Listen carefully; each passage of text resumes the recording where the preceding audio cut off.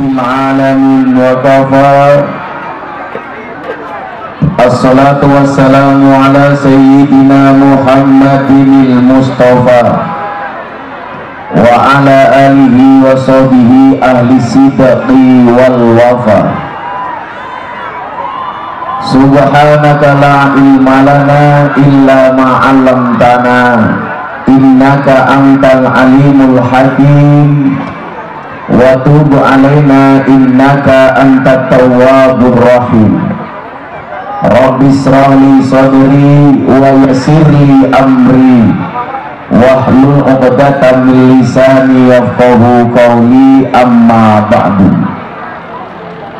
Hadratal muhtaramin, para masyayikh, para kiai, para habaib, tokoh agama, tokoh masyarakat yang saya muliakan, para pejabat yang berkenan hadir dalam semua tingkatannya yang saya hormati, segenap panitia pengajian umum dalam rangka tabligh akbar yang siang hari ini mengambil tema menerapkan nilai-nilai agama, sosial dan budaya dalam menggapai keberkahan. Semuanya yang terlibat yang saya banggakan. Sahabat Ansor Banser yang saya cintai, kaum muslimin wal muslimat, warga masyarakat Tumpeng Baru, Empang Baru, Kecamatan Lubuk yang terdalam, yang berbahagia. Sungguh satu kebahagiaan siang hari ini di bawah cuaca yang agak panas. Mudah-mudahan panas siang hari ini menjadi tameng tamal panasnya api neraka. Mudah-mudahan siapapun yang hadir dengan penuh kerelaan, Allah berkenan memberikan ridhonya. Mbak-mbaknya yang duduk di depan tanpa tiker, saya doakan pulang dari pengajian little body, sini datel kelebon wedi. Saya tadi mau berangkat dari hotel, masih ketemu dengan Bupati Pelalawan. Kepala saya rasanya pusing, capek, karena saya baru pulang dari Indragilir jam 5 pagi. Baru tidur 2 jam di hotel sudah banyak tamu. Tetapi apa? Melihat antusias Bapak Ibu siang hari ini, insya Allah capek saya hilang. Insya Allah kepala saya hilang, pusing saya hilang. Kita perlu bersyukur atas kesehatan nikmat yang kita terima hari ini. As-sihhatu tajun ala ru'usil mar'i la yaraha illal mardo. Kesehatan itu adalah mahkota di kepala seseorang yang tidak bisa melihatnya kecuali orang yang sakit. Kita baru sadar bahwa sehat itu nikmat kapan? Ketika sakit. Kita baru sadar punya kepala kapan? Ketika kepala kita pusing.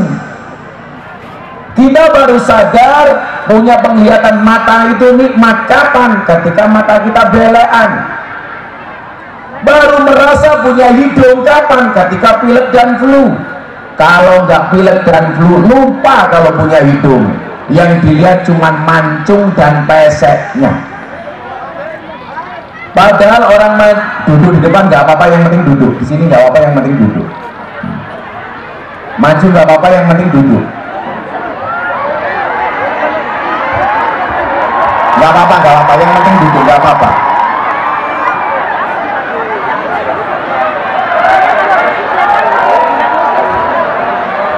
Nggak apa-apa.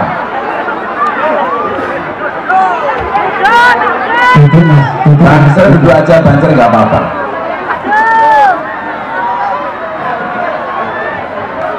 Banser duduk aja nggak apa-apa. Mereka sudah jinak kok. Pagar Nusa duduk aja loh. Semuanya duduk. Jangan nutupi panggung. Mereka datang pengen melihat wajahku, tidak pengen melihat bokongmu ya.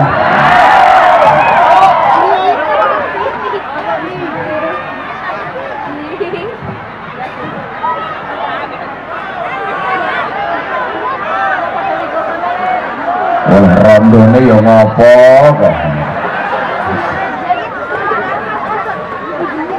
Silakan duduk yang kondusif.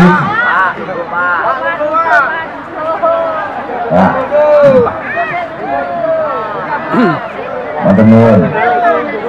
Duduk. Kemarin aku udah rengkong. Sallallahu alaihi Nabi Muhammad. Saya ulangi, kita baru sadar punya kepala ketika kepala kita pusing. Kalau nggak pusing, lupa kalau punya kepala.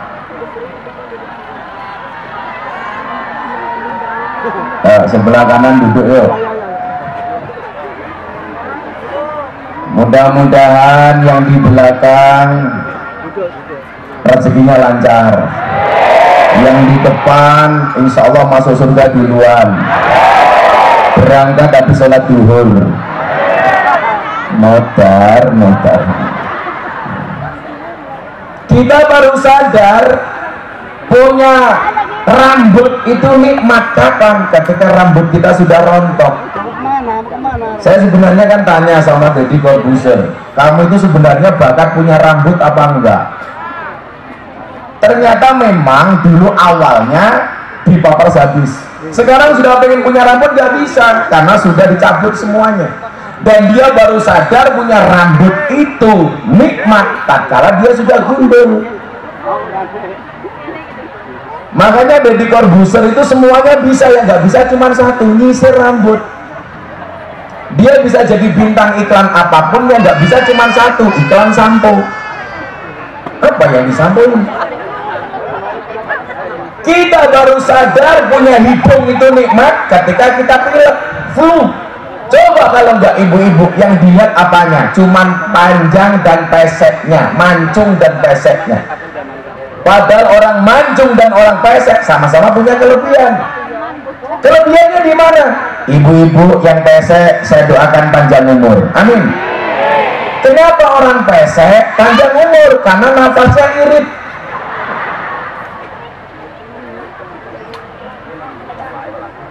Duduk.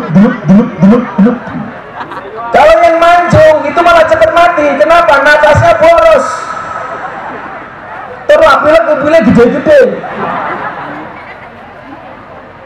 Persoalannya bukan masalah mancung dan peseknya, tetapi rasa syukur kita terhadap pemberian hidung.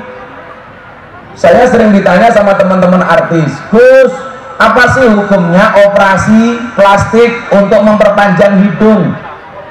Gak usah ikut-ikutan kamu orang siap operasi plastik memanjangkan hidung. Saya punya jamaah hidungnya dipanjangkan akhirnya mancung. Yang terjadi apa Pak? Flu sepanjang hidupnya, pilek terus. Kenapa? Karena mengoperasi hidungnya. Dibawa ke Singapura, disuntik, operasi, pakai solikin. Apa itu? Silikon. Operasi silikon, yang nyuntik namanya dokter solikin. Baru sadar punya hidung itu nikmat. Maka yang perlu kita lakukan adalah ingat firman Allah. Ingat sabda Rasulullah, innallaha la yanzuru ila ajsamikum. Allah tidak pernah melihat bentuk fisikmu, nggak dilihat. Kamu mau tinggi mau pendek nggak dilihat, maka bersyukurlah. Tinggi disyukuri, pendek disyukuri. Bu ibu punya suami tinggi, bersyukur. Kenapa? Karena kalau listriknya mati gampang kalau mau ganti. Punya istri cebol, syukuri. Kalau ada barang jatuh gampang mencari. Punya suami ganteng, syukuri. Enak dipandang. Punya istri jelek, syukuri. Nggak ada lawan. Siapa yang mau dengan yang jelek-jelek? Makanya kalau para suami punya istri cantik itu was-was. Kamu mati langsung ada yang ganti. Tapi kalau kamu punya istri jelek, nggak ada yang mau. Maka bersyukurlah kalau istrinya jelek, awet. Bu, ibu, Saya tanya tolong dijawab, Anda kalau disuruh milih, milih mana? Suami kaya tapi pelit atau miskin tapi dermawan? Miskin tapi, kalau miskin yang untuk dermawan apaan?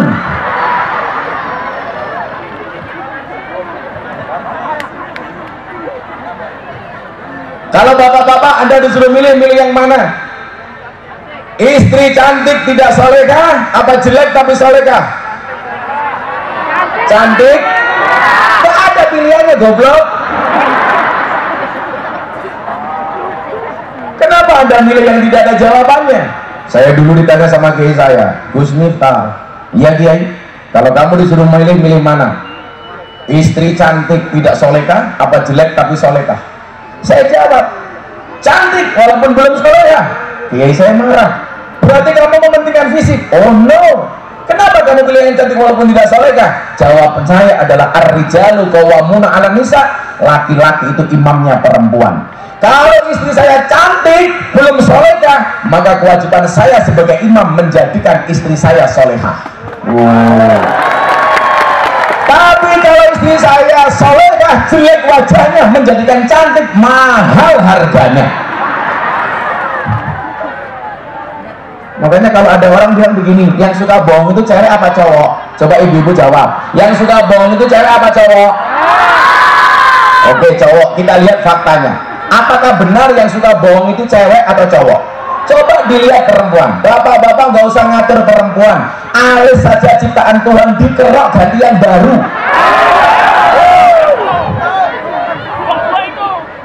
Siapa bilang yang suka bohong itu cowok? Coba Anda lihat, ibu-ibu itu lihat, wajah kelihatan glowing mergo kupuran,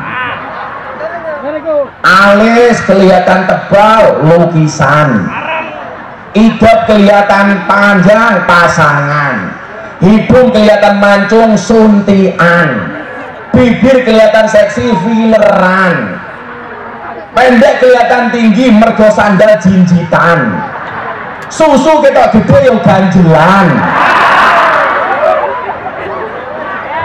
Gitu kamu bilang yang suka bohong itu cowok, ya raimu gue loh, tak kandani.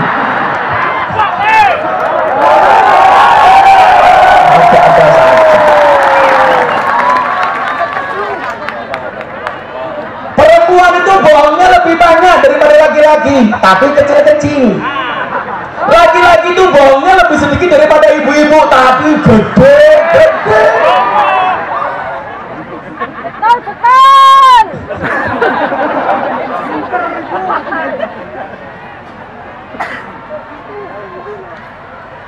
Allah tidak melihat fisik kita, tidak melihat gendut kamu atau seksi kamu.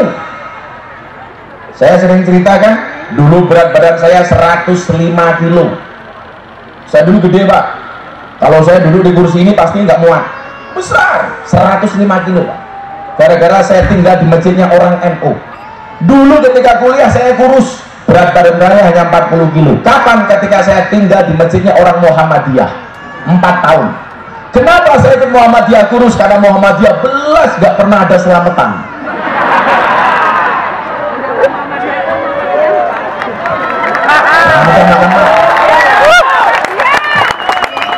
Saya dulu jadi James Bond, jaga masjid dan kebon di masjidnya Muhammadiyah. Begitu saya menikah dapat istri NU, kembali ke lingkungan NU, saya langsung gemuk. Kenapa saya menikah dengan istri NU gemuk? Susunya cocok.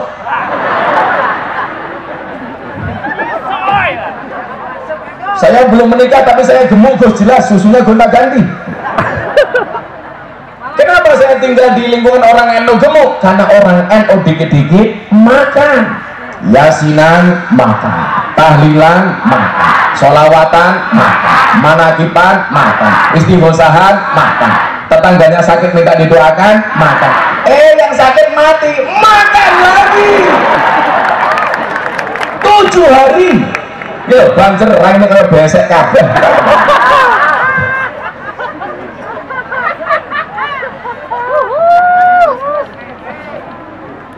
Akhirnya kiai saya bilang tahun 2015 sebelum berangkat haji, Miftah, kamu itu kegemukan, over. Apapun yang over itu nggak bagus pak. Maka Al-Quran mengatakan apa? Innallaha la yuhibbul musrifin. Allah itu tidak menyukai orang-orang yang berlebihan.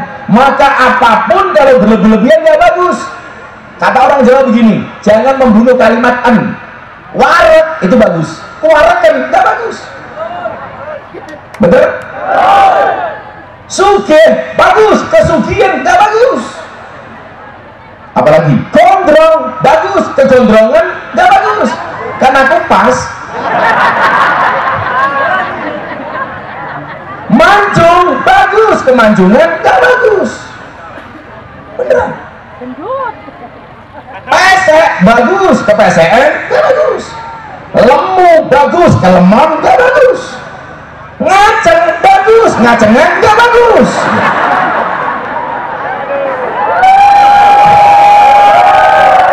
Kan konsepnya begitu. Kamu nggak bisa begini, istrimu pergi. Tapi terlalu begini, istrimu lari.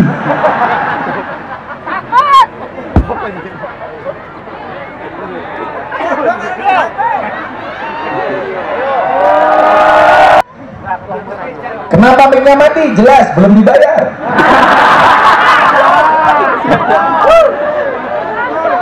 Masuk. Innallaha la yuhibbul musrifin. Akhirnya waktu itu Pak, saya langsung putuskan puasa Daud. Sehari puasa, sehari enggak. Termasuk bulan Ramadan saya juga Daud. Ya enggak.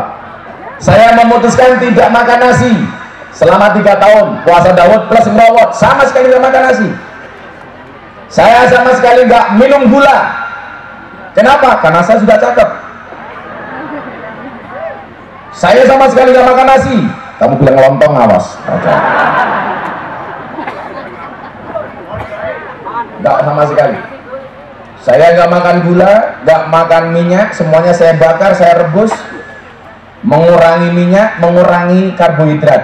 Dalam waktu 8 bulan, Mbak, saya turun 30 kilo. Dari 105 kilo, saya menjadi 75 kilo waktu itu. Ibu-ibu bilang, resepnya begitu Gus. Iya. Ada nggak resep yang paling gampang? Nggak usah puasa, nggak usah meninggalkan nasi. Ada Bu. Kalau Anda gemuk pengen kurus gampang. Kalau nggak mau puasa kayak Gus Miftah, caranya gampang. Suaminya nikah lagi. 3 bulan kurus, 5 bulan stroke, 7 bulan mati. Kurus karena pikiran. Nggak tahu kok ibu-ibu benci banget sama orang nikah lagi ya. Bu, pilih di madu apa diracun?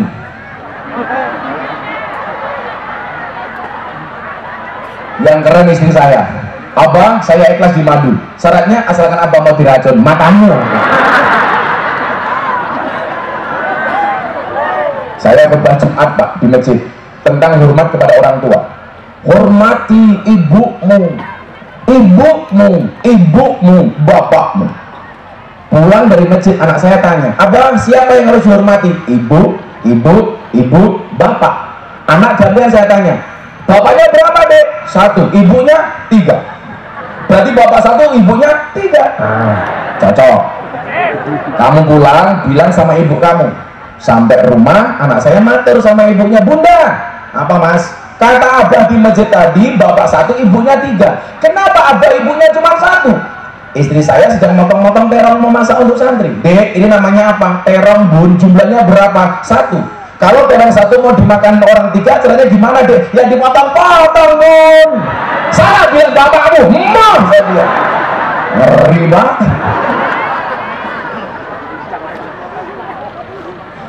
Ya, kalau bapak ibu ke pondok saya, selatan saya itu kan pendeta, utara saya kuburan. Maka seumur hidup saya nggak pernah bertengkar dengan tetangga utara saya. Kuburan.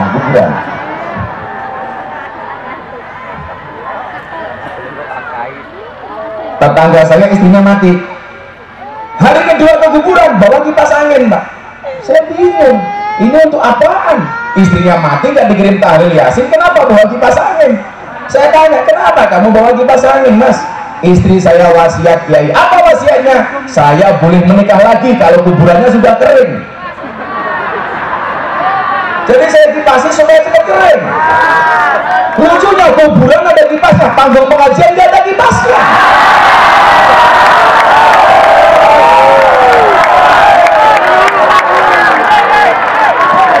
Dan aku sungguh.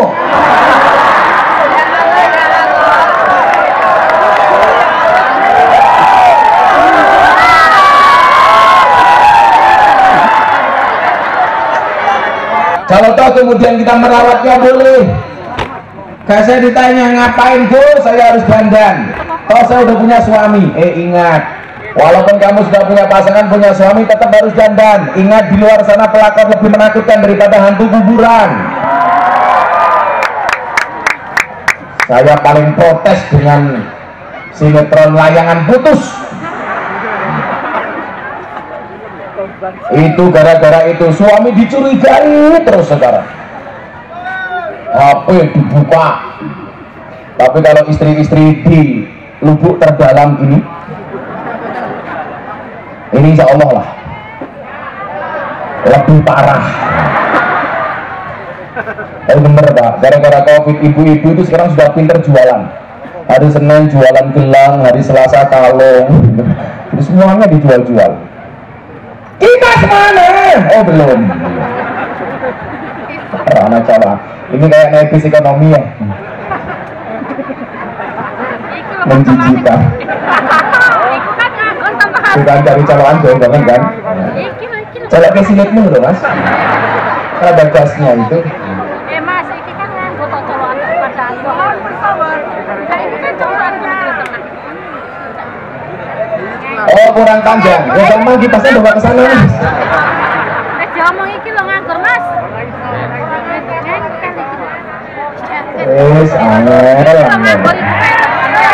Karpet colokan. Nganggur kayak gitu kan.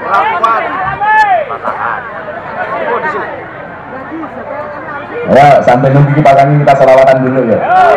Saya mau ajak selawatan yang sesuai dengan temanya soal sosial budaya dan agama. Ada hadroh di sini? Oh, vokalisnya mana? Yang pakai kacamata itu, loh, kayak tukang las.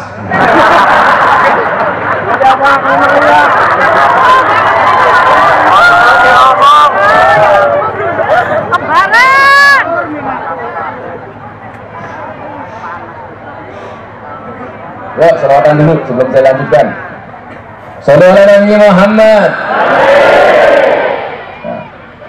Tim Madras siap-siap. Oke. Mana drumnya? Ada drumnya. Lemune sing drum ya. Wis awak kok weteng kabeh ya.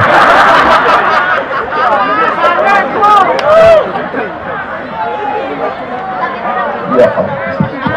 Apa? Tapi pecinya NU. Pecinya NU saya doakan masuk surga. Pecinya. Salamullah salamullah ala yasin.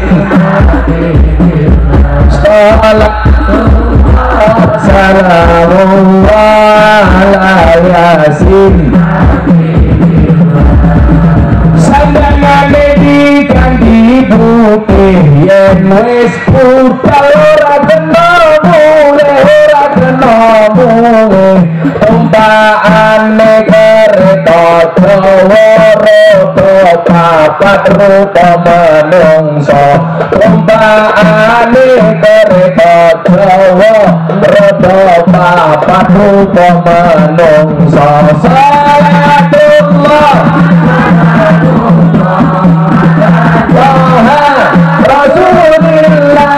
Rasulillah salatullah salamullah ala yasin habibillah salatullah salamullah ala yasin habibillah cucu kane lebu kuwane lawangi muruti rana kancane tanpa bantal tanpa beloso turuti rana kancane tanpa bantah tanpa meloso. Salatullah ala Tuhan Rasulillah Rasulillah. Salatullah salamullah ala Yasin. Salatullah salamullah ala Yasin. Berhenti dulu. Bocah cilik diulang ngaji, yen wis gedhe dadi kiai, dadi kiai. Kok ora diamin kowe to goblok. Kuat malah kate minggat. Atas banget semua, timbulkan dikit lagi. Ini kok keras banget suaranya. Beda dari tadi. Apa dibalik? Kamu ngaji aku ngesan di situ. Agak timbulkan ini mas. Ojo apa-apa supaya cangkemmu, Bang.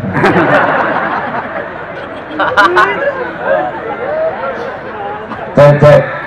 Ulangi, diaminkan ya. Bareng-bareng ya. Yang kompak ya. Aja telat ya. Prok-prok jadi apa? Malah kayak Pak Tarno.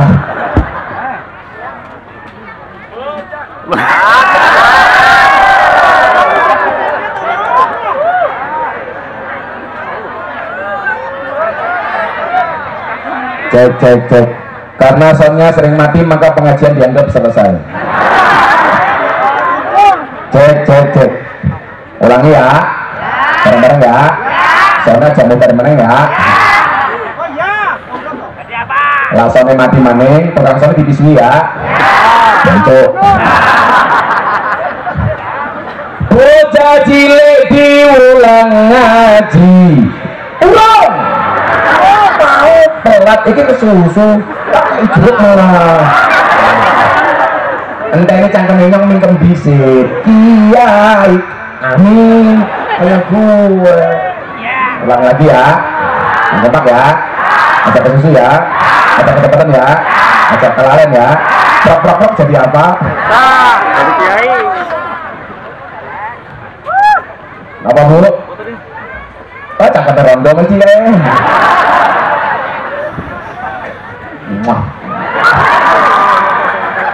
Bocah cilik diulang ngaji, yen mos gedhe dadi kiai, dadi kiai.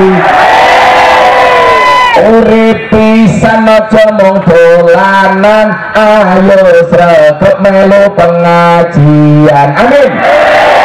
Urip pisan aja mung dolanan, pengajian sinambi weanan. Salatullah salamullah ala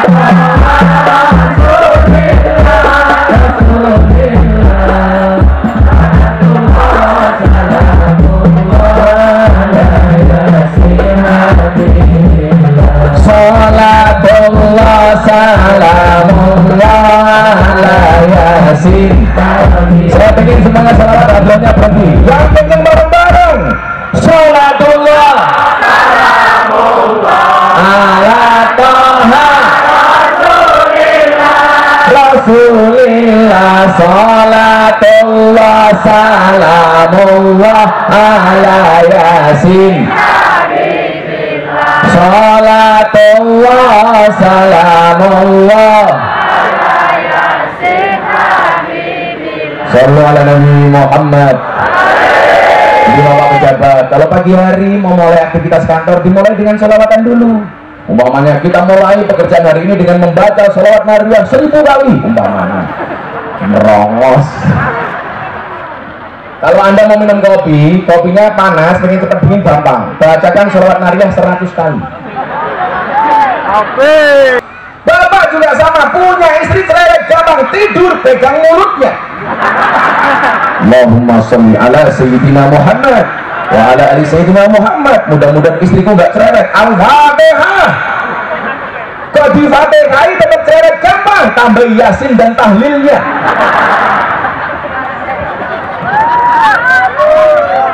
Motor dewek ya. Saya akan berbicara sesuai dengan tema menerapkan nilai agama, sosial, dan budaya dari tadi syair yang saya bacakan.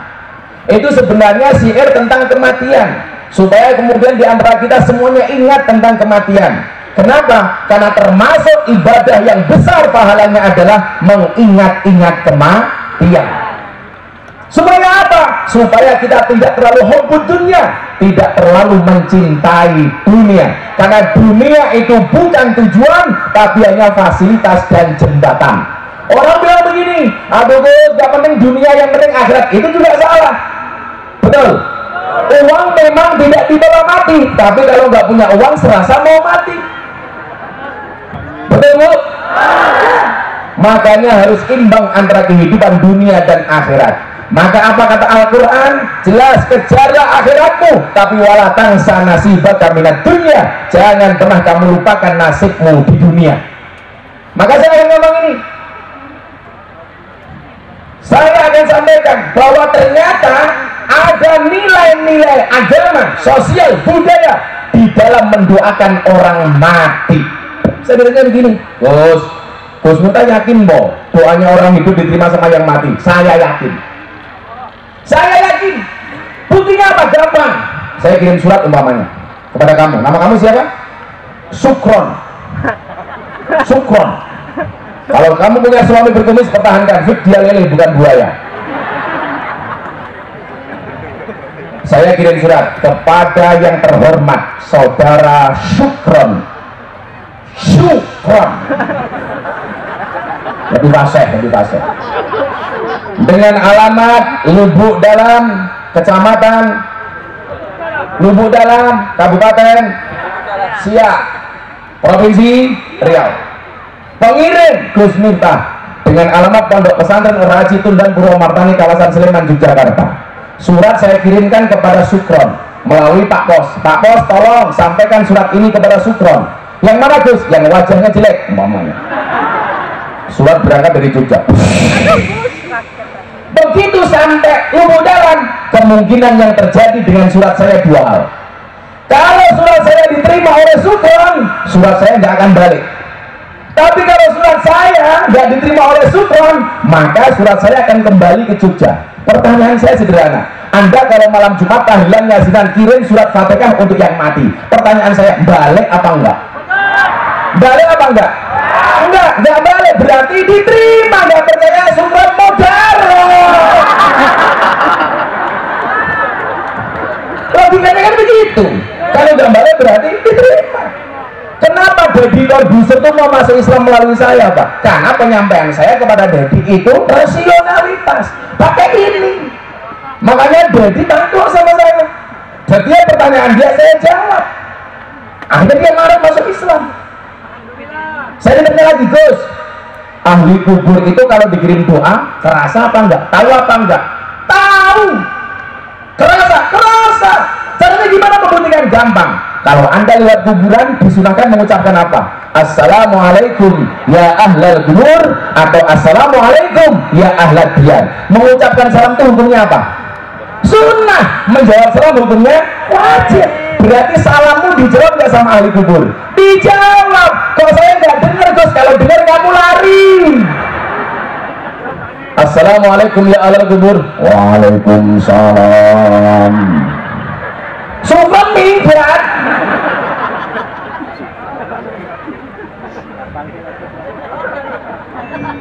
Ini logika. Saya dulu Pak tersinggung. Saya ziarah di makam Solo.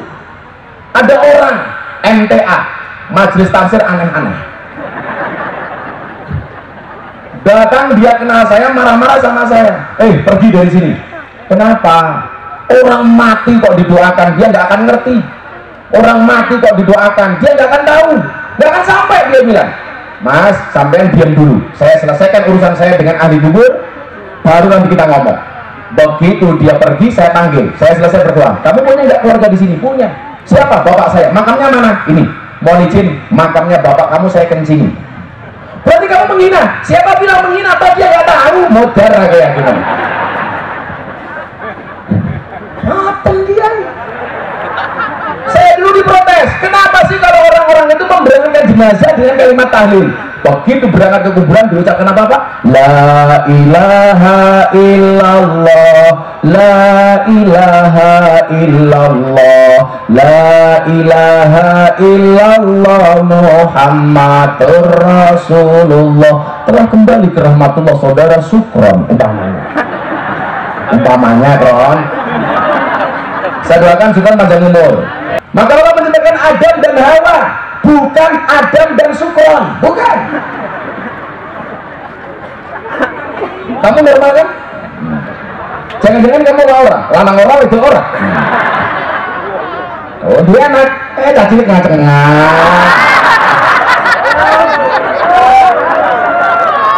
Lanjut. Sukron kena mental.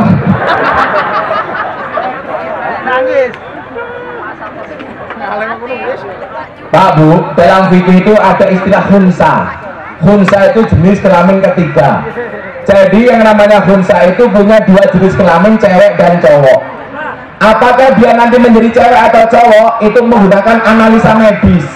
Kalau lebih dominan perempuan maka dia menjadi perempuan, kalau dominan laki-laki maka dia menjadi laki-laki. Salah satu yang dilihat apa? Rahim. Kalau bayi yang lahir punya rahim jelas dia cewek, kalau nggak punya rahim berarti cowok.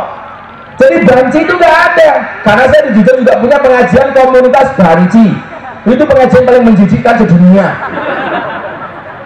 Ya Allah, saya pernah Pak umroh bareng para banci. Pengennya kayak cewek, kan dilarang sama peraturan. Akhirnya pakai sarung. Begitu sampai Madinah, ya Allah, mau ke hotel ada banci yang protes. Oh, saya nggak mau di kamar sendirian sama Gus Miftah dong. Mah, nggak bilang gitu. Pulang bisa hamil saya. Akhirnya begitu masuk Mekah Pak, kan mereka nggak mau manasik. Ini umroh caranya gimana Gus? Tawaf gampang. Itu ada Ka'bah, ada Hajar Aswad, ada lampu hijau. Ketemu Hajar Aswad, kamu ucapkan salam Bismillah Allahu Akbar. Gampang banci bilang. Banci Pak ketemu Ka'bah, histeris. Bismillah Allahu Akbar. Matek. Begitu sampai Jogja telepon saya, Bah terima kasih sudah diajak umroh, saya pulang mau bertobat. Senang saya Pak, alhamdulillah. Bagaimana caranya? Selama bulan Ramadan saya akan berjilbab. Matane malah jilbaban.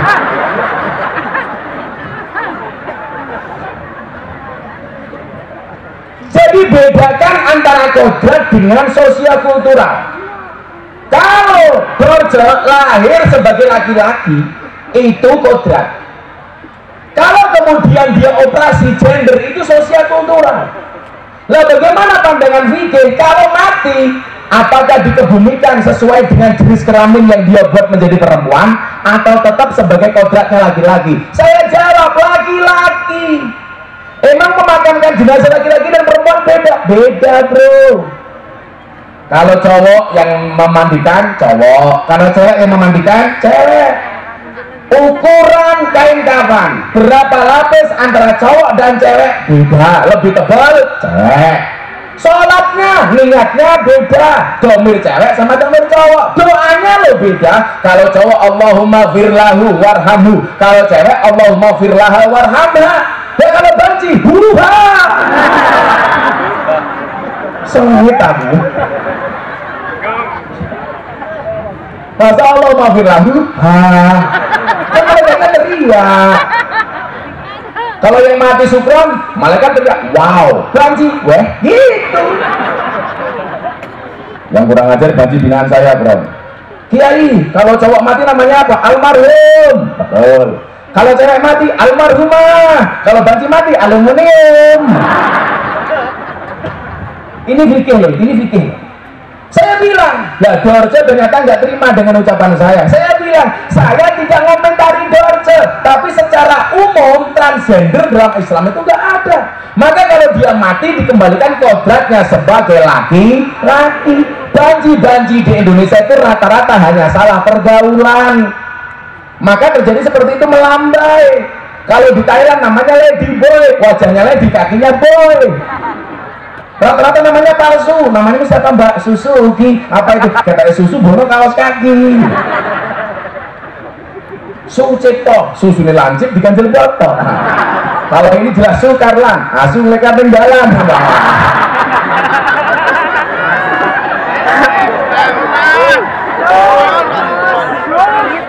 Jangan sukron anak baik lah. Langsung dia bilang sama temannya, dia ini asu.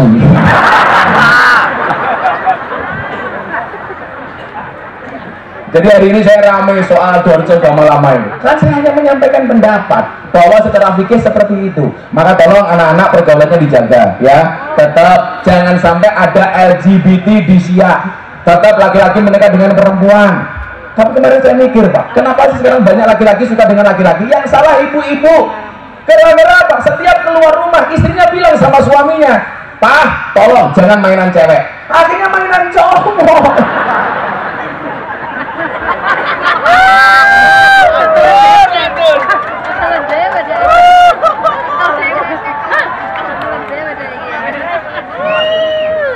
Buat mana ya? Insya Allah kena mental sukron. Ngapune? Saudara Nabi Muhammad. Ya kenapa saya mau membahas tema yang disampaikan panitia tentang menerapkan nilai agama, sosial dan budaya. Bahkan saya ingin mengambil sampel tahlilan. Coba kita lihat dimensi dalam tahlilan. Apakah dalam tahlilan ada nilai agama? Jelas. Afdalul dzikri fa'lam annahu la ilaha illallah. Orang baca la ilaha illallah beda-beda, Pak. Tergantung imam dan mudziknya. Ada yang afdalul dzikri fa'lam annahu la ilaha illallah, la ilaha illallah. Ada yang begini dong, afdalul dzikri fa'lam annahu la illallah, la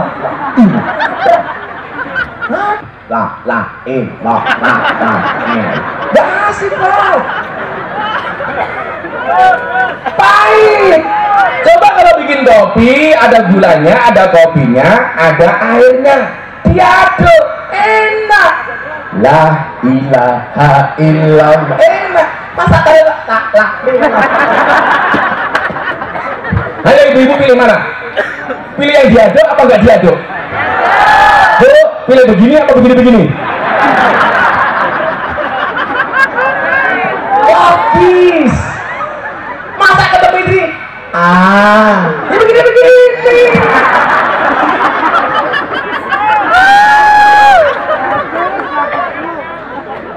Dulu ada wali di Magelang, itu namanya Mbah Payaman, Mbah Sirot Payaman. Itu gurunya Mbah Yai Hudori. Mbah Yai Hudori itu bapaknya Gus Yusuf Hudori, Pondok Api Magelang, Tegalrejo. Jadi Pak, Ansor Bansel itu Bahsul Masail. Bahsul Masail itu apa ya? Cari-cari masalah lah kira-kira. Pembahasan masalah. Membahas tentang kenapa orang itu kalau baca tahlil menggerakkan kepalanya. Semuanya berdebat tentang kita. Blong. Akhirnya Mbah Sirot datang. Begitu Mbah Sirot datang minta kopi. Dikasihlah kopi. Tahu pembahasannya tentang tahlil kenapa menggerakkan kepala, Mbah Sirot minta kopi. Begitu dikasih kopi, dipersilakan, monggo Mbah diminum kopinya. Diminum sama Mbah Sirot. Bismillah.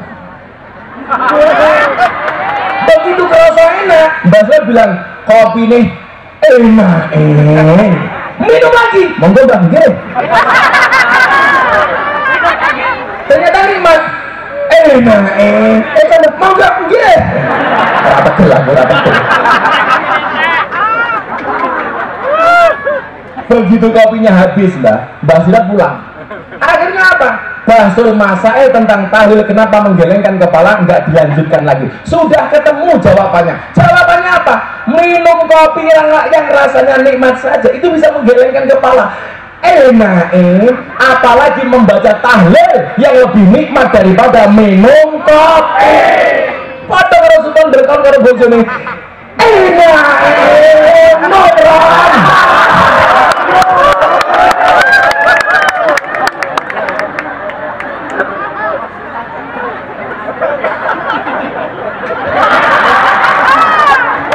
Dekat nih.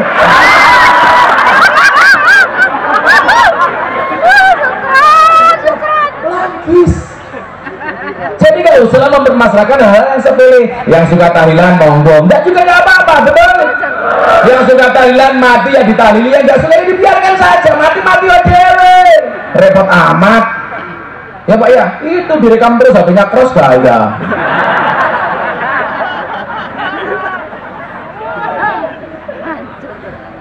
Saudara Nabi Muhammad. Jadi tahlilan ada dimensi agama di dalamnya, mengajarkan tauhid, mengajarkan akidah bahwa tidak ada Tuhan kecuali Allah. Tolong jangan pernah jual murah takbir, jangan pernah jual murah kalimat tahlil. Saya itu nggak suka dikit-dikit tobat takbir. Kalau dulu zaman perjuangan Mbak, yang namanya takbir Allahu Akbar itu, mohon maaf Mbak saya cerita, ada kacang seperti ini, ada musuh Belanda, takbir, lempar kepada tank, tanknya meletus Pak, hanya dengan kacang. Waktu itu hanya dengan takbir Allahu Akbar, bawa bambu runcing bisa mengalahkan tank Belanda. Hari ini takbir Allahu Akbar untuk nutup rumah makan di bulan Ramadan, kan jancuk. Masa fungsi takbir hanya nutup rumah makan? Bukan mulai anak-anak jelas apa yang kamu itu? Wong aslinya di sini kok lihat YouTube goblok. Ganteng asli nih bro.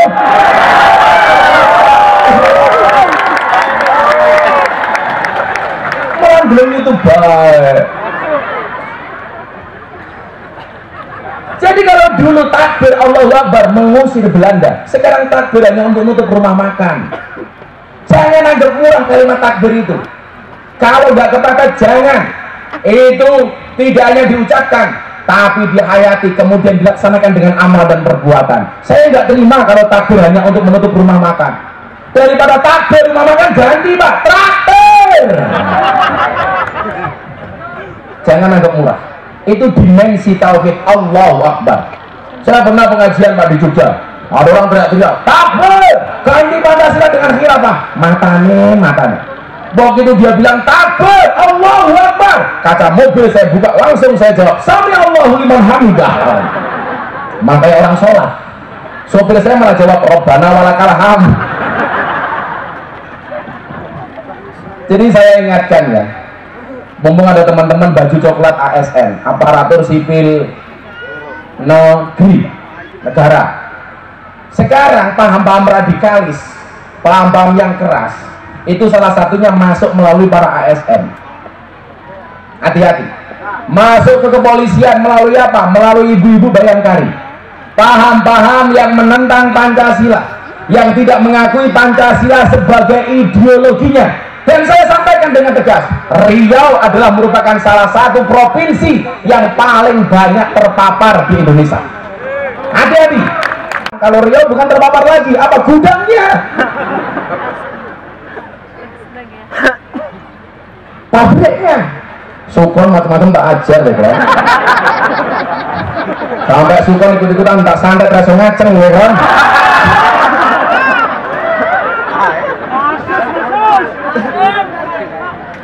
Maka kita belajar mohon maaf, nilai-nilai agama dari tahlilan. Afdaluddin falam annahu la ilaha illallah, pengesaan kepada Allah. Ini sesuai dengan Pancasila, sila pertama, ketuhanan yang maha esa.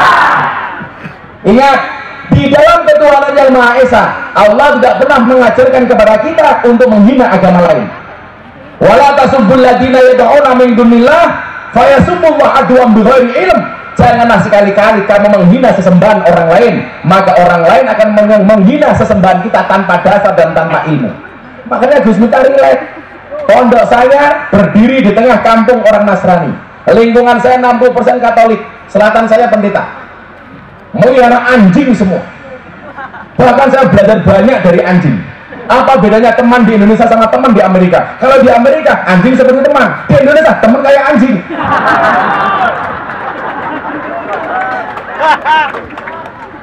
Orang nggak takoi, dia main bunyi, si bapak hilang.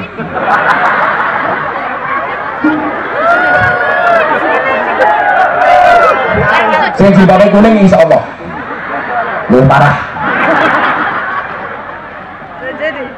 Makanya coba anda lihat, ASN itu saingannya ya ASN, biasanya saling menjatuhkan ya sama ASN, karena nggak mungkin ASN dijatuhkan orang yang tidak ASN. Dalang itu yang musuhnya dalang, kiai kadang-kadang dimusuhi oleh kiai, saingan masing-masing. Itu kadang-kadang teman kayak anjing itu seperti itu. Betul? Saya kalau nasihati santri Pak, santri saya di pondok semuanya gratis. Kalau ada orang siap mau mondok di tempat saya, silahkan, gratis, makan minum tak kasih. Sampai saja anjing saya tak kasih makan, kok apalagi santri. Tapi santri kalau makan, subhanallah, gunung Merapi pindah ke piring. Wow, dibak begini, piring, lauk, nasi, sayur, nasi lagi, lauk lagi. Subhanallah, Abdul Budun, persis kayak yang pegang drum.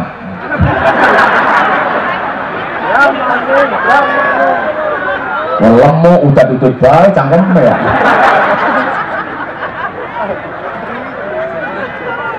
Saya sampaikan kepada santri, coba ingat-ingat kata-kata saya, ingat-ingat. Atimil kalba salasa ayamin sayang guruka fi salasi sanawatin. Berikanlah makan kepada anjing 3 hari, maka dia akan mengingatmu selama 3 tahun. Tapi sebaliknya, wat imin nas salasa sanawatin sayang saka fi salasi ayamin, tapi berikanlah makan kepada manusia 3 tahun, dia hanya akan melupakanmu selama 3 hari. Jadi anjing itu memang najis, memang haram, tetapi ada pelajaran di dalamnya. Apa? Kesetiaan. Hari ini kita dituntut setia kepada NKRI, harga mati. Kalau Anda tidak setia dengan NKRI, berarti Anda lebih hina daripada anjing, asu. Loh, kan bahasa Jawa asu. Kire, Pak Nusron. Setia kepada NKRI, ASN setia kepada NKRI, Lurah setia kepada NKRI, Banser Ansor setia kepada NKRI. Oh, kalau Banser saya yakin lah, ibu-ibu, cewek-cewek, mbak-mbak, kalau cari suami nikah dengan Banser. Kenapa? Jelas kiai saja dijaga, apalagi hatimu. Tapi bohong. Ya Allah, sudah panas ya? Selesai aja pengajiannya ya? Aman? Sampai jam berapa pengajiannya? Sampai sore matamu. Saya malam hari ini ada jadwal di mana? Rohul, Rokan, Hulu. Perjalanan berapa jam Mbak? 6 jam mata. 9 jam tak aja ke malam gue. 9 jam. Kok sepiring? Ya Allah, panas lupa mau kayak pelek mas. Masa sampai 9 jam Pak sini Rohul?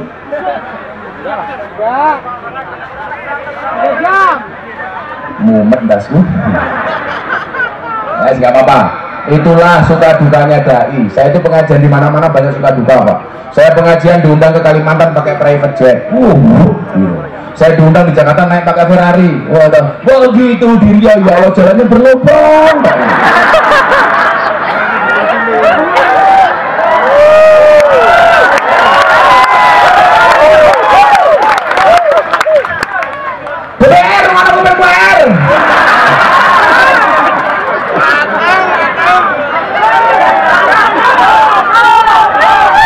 Nggak apa-apa, itulah bedanya tempat kita di Siak sama Jakarta.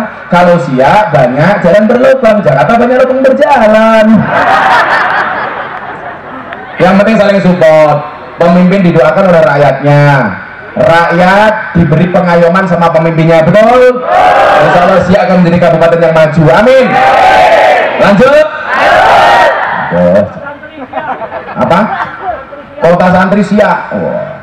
Ya, ngapa tepuk tangan? Apa arti tepuk tangan tanpa saweran? Ada nilai agama di dalam tahlilan, bahkan sesuai dengan Pancasila sila pertama, ketuhanan yang Maha Esa. Dalam tahlilan ada kemanusiaan yang adil dan beradab. Semuanya yang datang kemanusiaan, rapi, sopan, santun. Kemudian yang ketiga apa? Persatuan Indonesia ada di tahlilan. Buktinya apa? Mereka bersatu. Kalau imamnya innallaha malaikatahu yusholluna 'alan nabi ya ayyuhalladzina amanu shollu 'alaihi wasallimu taslima. Semuanya jamaah baca sholawat. Begitu kiainya berdoa Allahumma fir, semuanya amin. Amin. Itu dalam tahlilan. Begitu Abdul Dzikri fala manahu, semuanya baca tahlil. Abdul Dzikri fala manahu, la ilaha, enggak ada. Abdul Dzikri fala manahu, subhanallah, alhamdulillah, enggak ada. Yang keempat apa? Kerakyatan yang dipimpin oleh hikmat dalam bermusyawaratan. Apa bentuknya? Kerakyatan. Begitu tahlil dan yasin pasti dipimpin oleh Mbah Mudin atau Mbah Rois yang disepakati bersama oleh orang kampung. Siapa yang mimpin? Umpamanya Pak Kiai, nuwun namanya sinten? Mbah Yai Labib. Saya percaya kalau yang mimpin Pak Labib. Kalau Sukron nggak percaya. Sukron baca Fatihah aja nggak fasih. Alhamdulillahirabbil alamin. Alhamdulillah kan. Nga'udzu billahi minas syaitonir rajim. Alam ya jemal kayak primen ya. Alamnya jemal kayak tahu. Yang lucu tempat saya, imamnya udah tua, lebih tua daripada Pak Kiai Labib. Begitu hampir komat baru bangun, langsung wudhu berangkat ke masjid. Begitu sholat kebelet misai, padahal imam sawu sufufakum bisul akhirin imam. Allahu Akbar. Alhamdulillah, perutnya mulai kerasa. Alhamdulillahi rabbil alamin. Ar-Rahmanir-Rahim. Begitu ayat ketiga nggak tahan. Maliki yaumiddin. Sama Rame Labib. Kerakyatan tahlil dipimpin oleh Mudin oleh Rois yang disepakati oleh semua orang kampung. Mati mana ya? Lama-lama emosi saya. Saya doakan jadi son terbesar sesiak tingkat RT. Kemudian yang kelima apa? Keadilan sosial bagi seluruh rakyat Indonesia. Apa bentuk sosial dan adil dalam tahlilan? Semua makan, semua dapat hidangan yang sama, pulang dikasih berkat yang sama, bahkan satu ingkung dibagi rata. Betul? Kalau dulu zaman bapak saya masih kecil, bapak saya kan di Lampung, kan saya puja ke semua putra Jawa, Keladang Sumatera. Kalau Sukron Indo Bali, bapaknya babu, ibunya kuli. Entah mana kan? Oh iya, nanti kalau udah siap. Ngalih tak ajar.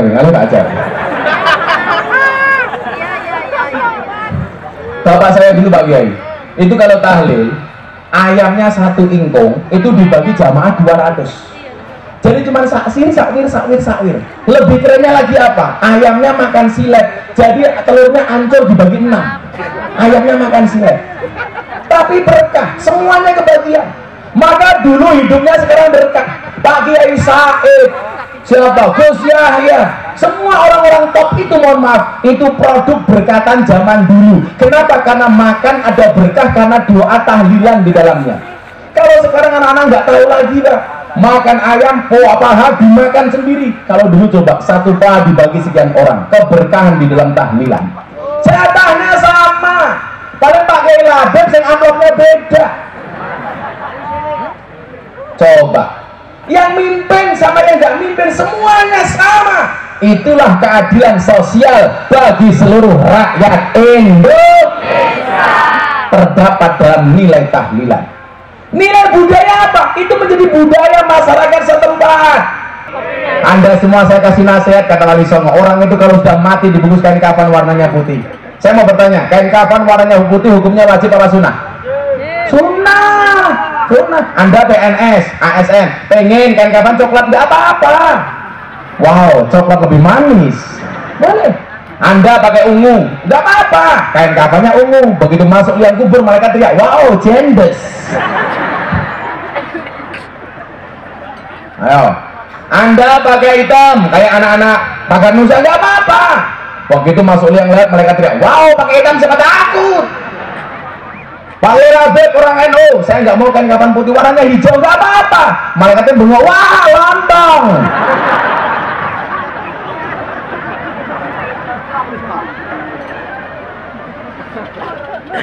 Lontong kok jenggoten. turi putih. Anda semua saya kasih nasihat, kalau orang mati itu dibungkus kain kapan warnanya putih. Ditandur itu artinya apa? Dimakamkan. Kebon agung itu artinya apa? Kuburan. Supaya tahu itu kuburan biasanya diwenehi patok. Yang patok siji jenenge tenger, kuburan kayak patoknya loro, berarti tenger. Kenapa orang mati didoakan supaya enggak tenger? Itulah pentingnya memahami agama secara sosial kultural. Sehingga apa? Kita tidak gampang mengkafirkan orang lain, tidak menyalahkan orang lain. Apa itu Gus Miftah pakai belangkon? Apa dasarnya? Loh, itu budaya, Pak. Begitu masa Indonesia, Anda tidak harus pakai jubah kayak orang Arab. Boleh pakai sarung kayak Kiai Labib. Boleh. Anda pekerjaannya naik ke lapa cari degan kok pakai sarung. Belulunya nambah loro.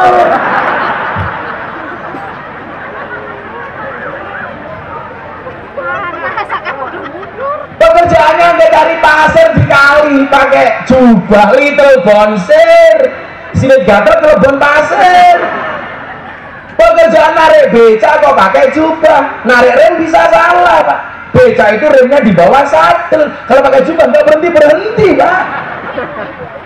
Makanya boleh pakai sarung kayak Sukron, boleh pakai celana kayak kamu, boleh pakai jeans setan demit iblis kayak kamu, nggak apa-apa. Pakai baju kayak saya boleh, pakai baju murahan kayak Sukron nggak apa-apa. Sukron memang bajunya murah, apalagi orangnya lebih murah. Saya pakai baju koko nggak apa-apa, boleh. Pakai seragam kayak ini pemuda Pancasila Ansor Banser, boleh. Pakai baju batik, boleh. Pakai celana seperti yang saya pakai juga boleh. Ini namanya apa, Bu? Namanya apa, Bu? Komprang matamu, komprang. Yang ini komprang. Bu, namanya apa, Bu? Kulot mbahmu, kulot. Ini namanya tokrong, katok, sarung. Dari depan kayak sarung, dari belakang kayak katok. Tak buka, ya apa-apa. Matanya kayak ini. Kamu penasaran ya? Nggak penting sarungnya, yang penting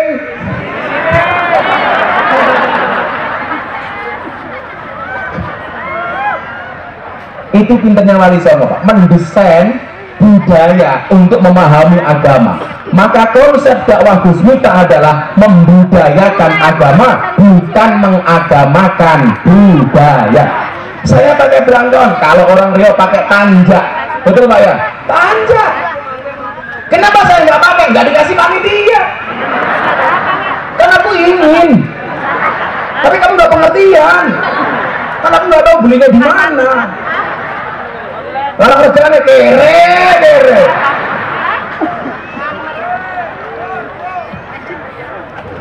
Namanya apa? Tanjak. Ini budaya.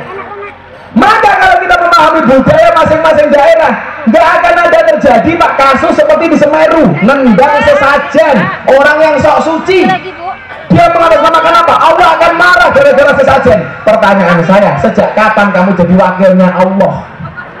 Utakmu ini kepiye gitu. Kalau semua orang kamu salah-salahkan, semua orang kamu nerakakan, semua orang kamu sesatkan, pertanyaannya, apa surganya mau kamu masuki sendiri? Ya enggak enak, Sukron yang surga dewekan. Mau pendelak beli, orang konco wedangan, orang konco ngopi, mau kon dewe kan?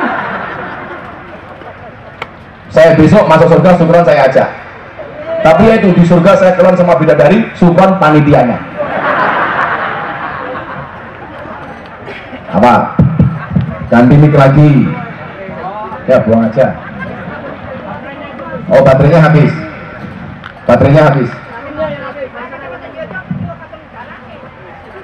Cangkemnya siapa ya?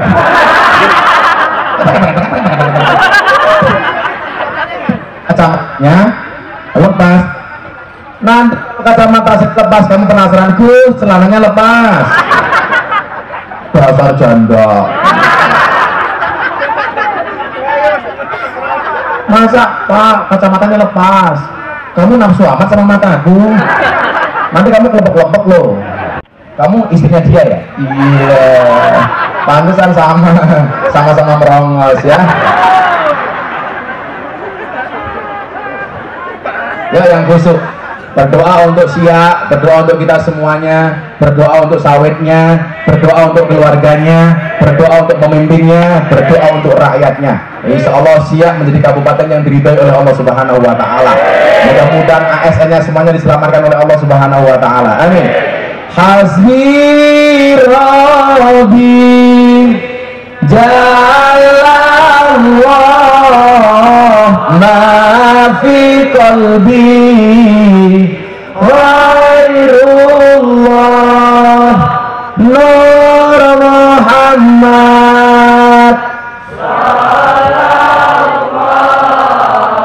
La ilaha illallah Hasbi Rabbi Jalallah ma fi qalbi ghairullah Nur Muhammad La ilaha illallah Hasbi Rabbi Jalallah ma fi qalbi ghairullah Nur Muhammad La ilaha illallah Allahumma arzuqna istiqamah Allahumma arzuqna bi ziyadatil ilmi wal rizqi wal ibadah Allahumma arzuqna ziyaratal makkah wal madinah Allahumma arzuqna dzurriyyatan thayyibah Allahumma arzuqna ahlan sakinatan mawaddatan warahmah Allahumma arzuqna bi alfi quwwah Allahumma arzuqna bi alfi barakah Allahumma arzuqna bi alfi karamah Allahumma arzuqna min ahli sunnah wal jamaah an-nahdiyah Allahumma arzuqna bi husnil khatimah wa na'udzubika min su'il khatimah wa adkhilna jannatamal abrar ya aziz ya ghaffar ya rabbal alamin walhamdulillahi rabbil alamin. Sekali lagi terima kasih semua panitia, para masyarakat, pejabat yang hadir, sahabat Ansor Bansar, pemuda Pancasila, Pakar Nusa dan semuanya. Mudah-mudahan kita dilindungi oleh Allah Subhanahu Wa Taala. Wallahul muwaffiq ila aqwamit thoriq. Assalamualaikum warahmatullahi wabarakatuh.